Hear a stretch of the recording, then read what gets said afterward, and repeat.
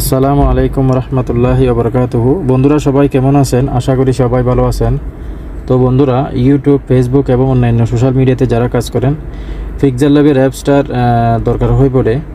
তো পিক্সেল ল্যাবে অনেক ক্ষেত্রে কাজ করার সময়, টাইপিং করার সময় কালারটা পরিবর্তন হয় না। তো আমি আজকে আপনাদেরকে কালার কীভাবে পরিবর্তন করে এই ভিডিওতে আপনাদের সাথে শেয়ার করব।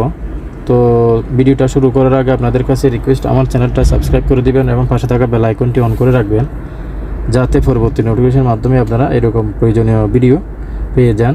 তো বন্ধুরা চলুন আমরা ভিডিওটা শুরু করি। তো বন্ধুরা, আমি পিক্সেল ল্যাব অ্যাপসটা ওপেন করতেছি। ওপেন করার পর এখানে দেখতে পাচ্ছেন নিউ টেক্সট।